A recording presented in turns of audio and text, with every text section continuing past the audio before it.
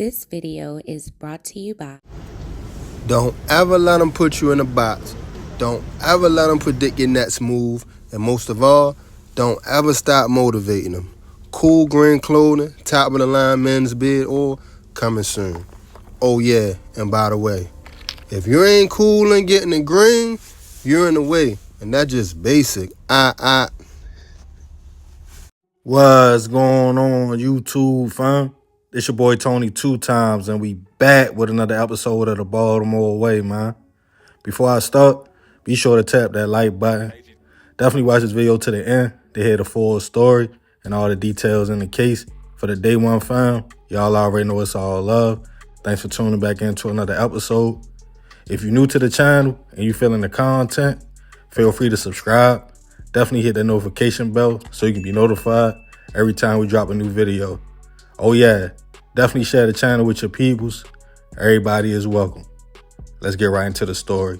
One thing about life that a lot of people struggle with is controlling their emotions. As human beings, we all have feelings. When everything is going good in life, work, home, the kids, it's a feeling of gratitude that your life is stress-free. Or you walk into a store, buy a scratch off, and hit for a few $100s, that could be a feeling of excitement and joy. But those are good emotions. On the other hand, you have anger and frustration. If somebody cuts you off in traffic on your way to work or cuts you in line at the grocery store, most people's character traits comes out in those situations. We all go through about 50 emotions and every single day. It's just a part of life and a daily routine. It starts early, even as kids, getting mad when your parents tell you no about something. Most kids will pout, frown their face up. Some might even throw temper tantrums and zap out. But over the years, we all get older. A lot of us grow up to know what our trigger points are and what situations to stay away from, so we won't get angry or to the point of no return. Learning to control your emotions is a daily task. I'm sure most people struggle with. Everybody is one situation from something sending us over the top, no matter how strong or poised we seem to be. But the thing is, as an adult, we have to be conscious and aware of ourselves at all times. So when those negative feelings do come into play, we won't crash out, hurting ourselves or the people around us. And on this episode of the Baltimore Way, we'll be discussing the case of a woman's petty argument with her cousin that turned fatal. Back in 2022, 31-year-old Demetric Lewis was navigating life in Baltimore, trying to work and maintain. Demetric was described as being a little bit of a hothead at times, especially when he felt tried or disrespected. 2 years prior, in 2020, while working in a retirement home in Baltimore County, he would get into an altercation with a co-worker, where he allegedly put hands on the man while telling him the whole time, "You know I'm gonna try to end your life, right?" while beating him. The co-worker was hurt so badly that Demetric would lose the job and now face charges. But by 2022, that situation was behind him. Stated to come from a decent family that showed each other a lot of love, he often hung out with his peoples, including his big cousin, 33-year-old Shanlette Lewis. Shanlette was described as a good person who loved her family, but also let them know about themselves if they were in the wrong, and speak her mind and stand up for herself. On February 1st, 2022, Shanlette was at a home in the 700 block of North Curley Street in East Baltimore. It was midday. Also at the home was her cousin Demetric and a few others. Somewhere in the mix, the two cousins got into a little argument that seemed petty at first, and to everybody else, it was just normal family issues. But the situation started getting more and more heated. Shanlette was standing by the basement steps when, out of anger, Demetric pushed her, causing her to fall down the steps and hit her head on the concrete floor. When Demetric calmed down and looked at his cousin, he noticed she wasn't moving.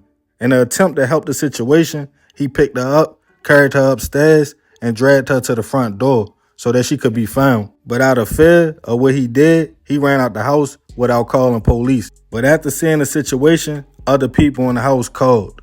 As BPD responded to the location, they found Shanlette at the front door with blood by her head. She was rushed to a local hospital in critical condition. As police talked to the other family members, they let it be known it was a simple argument between her and Dimitri, in which out of frustration, he pushed her.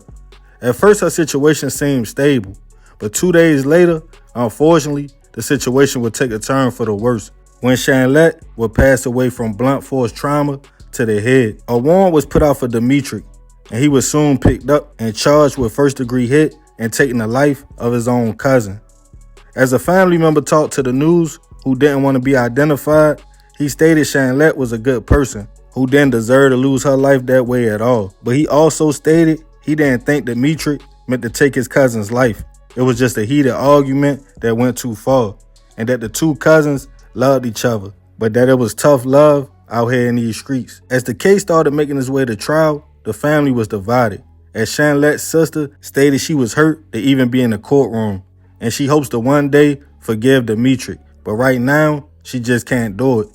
Other family members spoke on Dimitri's anger and his history of violence. Some claimed they had to pull the man off his own daughter multiple times because he would get so angry while disciplining her, and she was only 2 years old.